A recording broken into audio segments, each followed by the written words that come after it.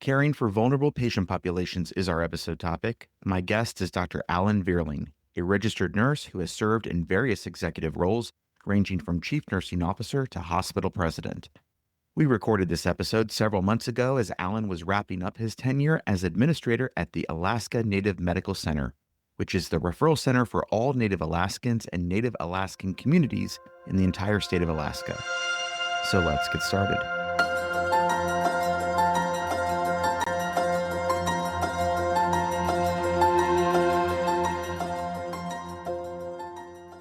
Welcome to the VRG Nurse Executive Podcast. VRG is a global consulting firm that helps organizations in disputes and investigations, corporate finance, and performance improvement and advisory. VRG's healthcare performance improvement practice offers multidisciplinary services to healthcare organizations. We focus on implementation with innovative, independent, and data-driven solutions. In the VRG Nurse Executive Podcast, we discuss improving patient care by advancing nursing leadership. For more information about VRG, please visit thinkvrg.com. Now here's your host, Nick Chmielewski. Alan, thank you so much for joining us today. Thanks, Nick. Thanks for having me. Before we get into our episode topic, can you share a little bit about yourselves with our listeners? Started off in healthcare in 1981 as an operating room technician. I went back to nursing school and went to Radford University, got an undergraduate degree and then a master's, ended up at Old Dominion getting a doctorate.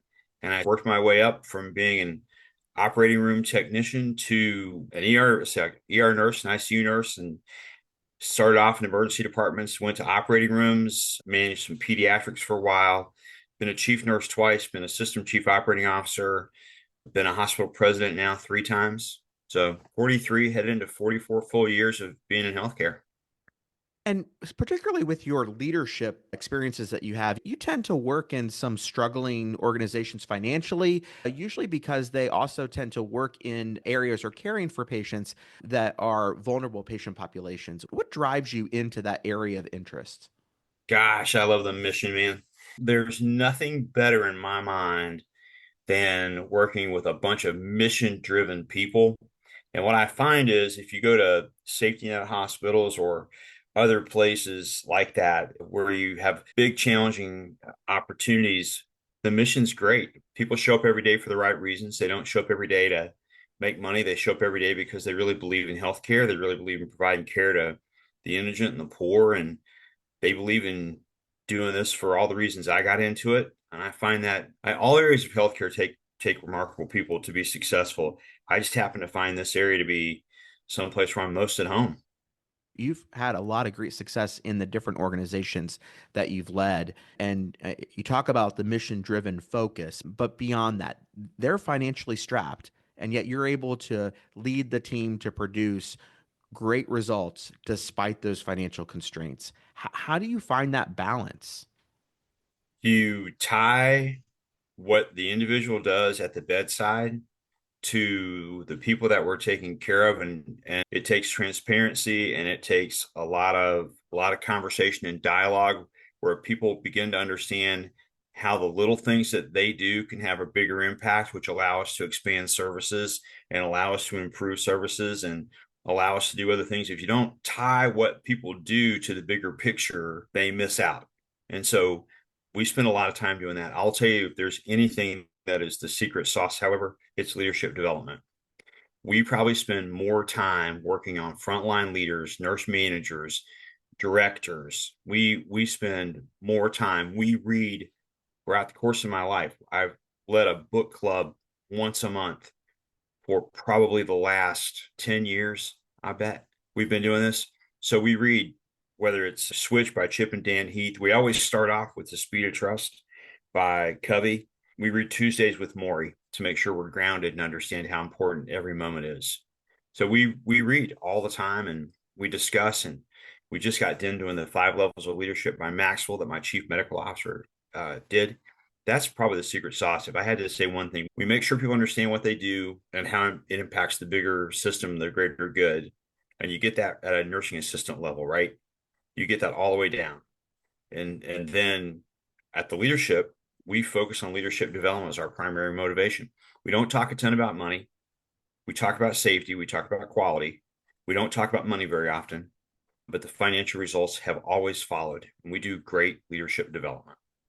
How long does it take from when you're coming into an organization and really understanding we got to focus on leadership development and starting to invest in our leaders from that moment of starting there on that journey to really starting to see the results, not just for patient quality and patient safety, but also the financial results that follow? What's that time arc? There's usually a year between when you start and when you can feel like we're making progress because you start to see little things change. At about 2 years, usually you're seeing much better financial targets. But first, what happens is you see better quality and better safety, and then you see better productivity and ultimately better finance. There's a definite process. If you focus on quality and you focus on safety, everybody will say, yes, I want to play. I want to be a part of that. I want to be part of better safety. I want to be part of better quality. If you walk in and say, I want to be part of better finance, they look at you and go, oh my God, you're another one of those. Right. But if you walk in and you say, I want to be, we're going to do safety. Let's focus on safety. Then people will get that. And you focus on quality, people will get that. And you focus on all those things and you focus on employee engagement. This past year, our employee engagement scores went up 12 percentile points. Our physicians' engagement scores were very similar. So we didn't focus on money at all, but we focus on all the other pieces. Are there some common themes that you've seen across the various safety net hospitals that you've worked in terms of opportunities that need to be leveraged? Leadership development was one, but in terms of other things and focus on safety, are there some continuity there, or are they all struggling with their own independent issues given the varying needs? I mean, I think every hospital is unique in some fashion, but more often than not, it's at a leadership level. It's visibility is really important, Nick. I think that if I had to say one of the things, what's most important just on your very first day, get out and go meet everybody and listen. Just listen. Just say, gosh, what would make your job better? What would make your job safer? How would you feel safer? And then you get out and you have these conversations and you do town halls and you do staff meetings and you have a key theme that you preach, right? One of the key focus areas for us always is transparency. I will tell you anything that I can possibly tell you. And if I can't tell you, I'll tell you why I can't tell you. But we never pull a punch. If it's not good, then we say this is not the best work we could have. This we could be better. If it's exceptional, we say this is exceptional. It's time to celebrate. If we say that it's not good and we're on our way and we make some improvements, we stop and say thank you and we get better. But that one of the things that is core for us when we get out and we're visible, we ask people just passing the hallway, how you doing? And I tell everybody at employee orientation, if I ask you how you're doing and you don't answer me, I'm going to turn around and follow you down the hall and I'm going to stop you and I'm going to ask. I'm going to say, hey, I walked past you and I asked you how you were and you didn't say anything. Are you okay? Oh, yeah, I was distracted. I was doing this. Then I'll have a little conversation around how's your day going? And you're in the hospital. Let's be present here. Maybe we should put that phone down so that when people say hello to you, you get it. And you begin to change the culture that way. But you walk around the halls and you're visible and you pieces of trash on the floor and you pick them up. And you send that message that every little detail matters and you're not going to walk past a problem. That kind of thing has a large impact. You don't hear about it immediately, but you start to see other people doing it. And you notice that after a few months, with your entire leadership team is out saying hello and they're talking to people that you make more eye contact, voices sound happier. Now you got to deliver on the big stuff too. The words that you haven't used, but what I'm hearing as you're describing the actual actions is leading by example. I would never ask anybody to do something I wouldn't do. The hardest job I ever had was being a nursing assistant. I was stretched for time. I had all these total care patients that I had to take care of. My nursing staff was always busy and I had a lot of work. And I started and I went 12 hours and I worked really hard. Actually, I went 16 hours because I was in school, in nursing school. So I was working full time and as a nursing assistant full time in school. So I was doing 16s. That job was really hard. I have never, ever forgotten how hard my nursing assistants work, nor have I forgotten how important the engineers are or the security officers or the food and nutrition people. It takes a big community to make healthcare work. And I think when I'm out walking around, we have those conversations. And this is in every hospital. I really respect and I really like those entry level positions. And I think that without them, we couldn't function. So I guess we lead by example, but we just understand it takes everybody. I understand it takes everybody to make this thing work. You're currently the administrator of the Alaska Native Medical Center, which is equivalent to a hospital president title. What percentage of your time in that role are you out on the floor versus in meetings? You talked about being out there and talking and being available to staff. So help me digest the percentage of time that is. I don't try and get a percentage of my time, but I try every day to see somebody someplace. So every day I try and get out to, we have a lot of construction going on. So I walk to the construction site and I take staff on tours to the construction site a lot. So every day I try and go someplace. Maybe it's 15 minutes. Maybe it's a weekend and I get 2 or 3 hours. I was just in the hospital the other night and I got to spend about 4 hours making rounds. So started at the top of the hospital, worked all the floors and walked down onto every level and went all the way to the basement, made sure I said hello to the guys running the boilers and the guys and the young lady that were working in central sterile. So I'd say it varies, but if I can get in 5 to 6 times a week when I get out and I get to walk a little bit, that's very helpful. Our topic today is caring for vulnerable patient populations. Can you talk a little bit about the Alaska Native Medical Center, the organization, its purpose, and the patients that you care for? We have about 170,000 Alaska Native patients in Alaska Native American Indian. We have a 189 bed hospital. We have 23 clinics with 400 employed providers. We do field clinics across the state, places like Savunga and Dillingham, Bethel, and Kotzebue, and Ketchikan, and Metlakatla. And we cover 660,000 square miles of territory. We spend about $23 million a year on 46,000 flights where we fly people to Anchorage for care. We, because when people come to Anchorage for care, they stay for a number of days. We have about 420 hotel rooms that we run every night. And then we use anywhere from 100 to 200 hotel rooms in the community that we pay for because our patients, they live all across the state in very rural environments.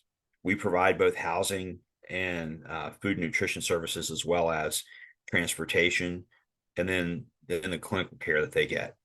And so the patient population is, I would argue that this is one of the most incredibly rewarding jobs anybody could ever have. There is something remarkable about taking care of people who have gone through so much and are so resilient, and they're wonderful and they're incredibly lovely people. And you get to provide care and you get to do things that are meaningful and make a difference in people's lives. And it's the most fascinating healthcare system in the world. One of the things that our healthcare system does is we do better work on social determinants of health than any place I've ever seen. And Tell me so more about that. Yeah. we do all sorts of things. So we have a division of environmental health and engineering that is responsible for first service. First service is there are 30 plus places in Alaska that still don't have running water. And so the healthcare system is heavily engaged in bringing running water and clean water to areas of rural Alaska. So you get to work with an extraordinary group of people who are very talented, a patient population that really deserves everything we have to give them, and a patient population that's been through a number of things, and they are resilient and they're wonderful. It's just, I don't know. I pull up to work at the hospital, Nick, and I get there between 5 and 6 in the morning. I never sit in my car waiting to go in. I never sit in my car and think, oh, I got a lot to do today. I never sit in my car and think, oh, this is going to be tough.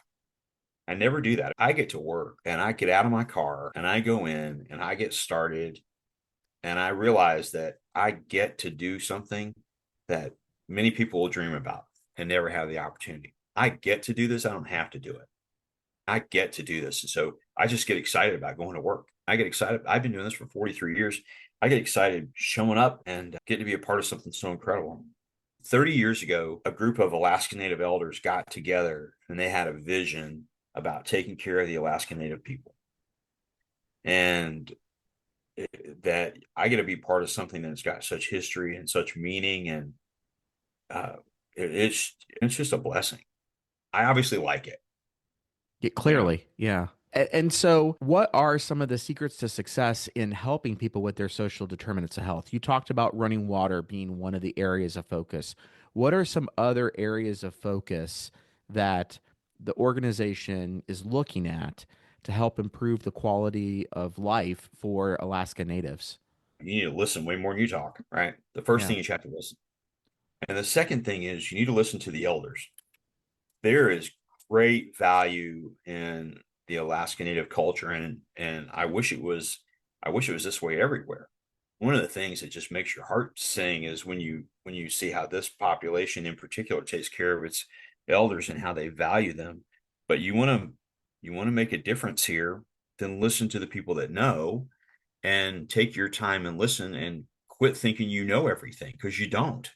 You don't know anything.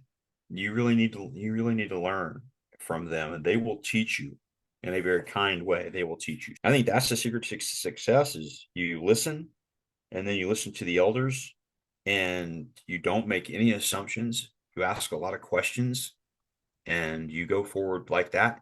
And then the organization works on things like permafrost erosion. That's a real thing. And our patient population really has, they live with permafrost erosion where villages have had to be moved and relocated, and food insecurity, like all people. Global warming, I don't want to go too far afield and get out of my range, but the salmon population has struggled. The caribou population has struggled. So these kind of things matter to the people we take care of a lot. And those are big issues. So food insecurity is a big thing. And the same thing, access to care. It's very difficult to get primary care providers to rural villages. And so we work with our community health system, our community health department. They do a lot to provide primary care across the state. And so primary care leads to specialty care. The hospital itself is more about specialty care and procedures. Very difficult to do general surgery and general anesthesia in rural Alaska because you don't have it's hard to have the resources available for critical care and that kind of thing. So that all comes to Anchorage. So, What is the structure by which social determinants of health are examined as a medical center? Is that done within a population health perspective? Is like structurally, how is ANMC looking and attacking opportunities to improve those key attributes? everything starts with a gap survey, a gap analysis. When we were at Harris Health in Houston, so Harris Health is another fabulous safety net organization. So we did the social determinants questionnaires upon arrival in the hospital. We did them in the ED and we did them on all admissions. And so you would look at a number of things. And we were in Michigan, it was the same way. We looked at Michigan, we looked a lot at food and nutrition of new moms. And so we would hook up a new mom with the food network. So whether it's food banks or whatnot, we would hook them up, but we gave away a lot of crock pots because one of our discoveries was moms in poverty don't always have access to gas stoves, or they don't have access to electric stoves and ovens. And we saw that not infrequently. So in Houston and in Michigan, we were giving out crock pots and then hooking people up with social networks around those kind of things, so that we gave away groceries when you in one of those organizations. We made sure that you had groceries when you left. And in Houston, we looked at social determinants of health. You probably know that we built a really large garden at Lyndon B. Johnson Hospital, and that produces between 300 and 500 pounds of produce a week. And we set up food pharmacy with an FARMACIE, and our doctors would write prescriptions for our patients to get 7 pounds of fresh produce. So it depends on where I am in the country as to Yeah, what approach we take, yeah. but that's a number of those issues like that. You were talking earlier about learning experiences and what a great learning experience this has been for you and the opportunity to listen, and it's important to listen. What has been your top one or two learning experiences that you've had since moving up to Alaska? What I don't know continues to amaze me. And just because you did something wildly creative when you were in Texas, or wildly creative when you were in Michigan, or wildly creative when you were in Ohio, and it worked in that environment, it may not work here because the culture is different. And so my best learning has been to slow down, listen more, ask a lot of questions, and make sure that I'm always thinking about how important it is to honor the culture. I want to honor the culture and give the culture all the respect that it deserves. And that's really important. The other thing that if there's one thing I've learned here that I wish I could populate across the globe, the way the Alaskan Native population people take care of their elders and the amount of respect given to somebody who's an elder is inspiring beyond words. And when I meet people who have been involved for so long in making a difference in the lives of the Alaskan Native people, and you hear their stories, my gosh, they are pieces of they are living history, and they've done so much, and you don't know their names. You might be able to find them ultimately find them, but so many of these people have done so much, and they've done it without expectation of anything in return. It's very humbling to work in this environment and realize I'm here, but for a little bit of time, and these folks have devoted their entire lives to making a difference. Yeah, it's good to be humble. Is the bulk of your workforce Alaska Natives as well, or? Yeah, we really have about 30% of our workforce, and it shifts by department, but it is a focus of ours to have Alaska Native and American Indian people, and we really focus on that. So we have, for instance, administrative fellows, which is a program we started last year. You have admin fellows all over the place in healthcare, and ours are exclusively Alaskan Natives. And so today we're actually interviewing for our next group coming in. We hired two really wonderful women last year that are well educated, very smart, and they've committed to being leaders in tribal healthcare. And so we have another interview today for next year's class. We hire two at a time. So we've got to focus on it. We try and preferentially hire Alaska Native leaders, and we preferentially hire Alaska Native employees. We just graduated our first class of nursing assistants, and we are thrilled 15 of the 17 are Alaska Natives. And to listen to them talk about why they want to do this, why they want this job, it was, I want to give back. I want to make a difference. I want to give back. I want to do something for my elders. I want to do something. They've taken care of me. I want to take care of them. When you have an entire hospital that's like that, that's just the way it is. So keeping in mind, though, that a majority of your workforce is not Alaska Natives, how do you ensure that you're hiring for success given the key focus on culture and mission orientation up at ANMC? We hire hard. We hire hard. We don't, just because you've got the pedigree and the background and the resume doesn't mean we're going to hire you. Yeah. We hire hard. And then we hire for mission. We hire for fit. I am absolutely certain that if somebody's coming to work for money, then I will lose them and they will not be a good fit for us. So we hire for the mission. We have a lot of that conversation before our leaders start. If I hire somebody who's especially if they're not Alaska Native, before they start work in the hospital, they have to go to the Anchorage Museum and watch every presentation, read every plaque, and look at everything about the Alaska Native culture and the Alaska Native history. We send them to the Alaska Native Cultural Center, and they have to go through the Alaska Native Culture Center so that they understand. We just had a big outing. We took all of our staff who had not been, all of our nursing leadership who had not been to the Cultural Center before, and they'd been here for a while. We took all of them and went out to the Cultural Center. We're big on culture. This is who we serve. We have an obligation out of respect to really understand our patient population as best we can. So yeah, we focus on it pretty hard.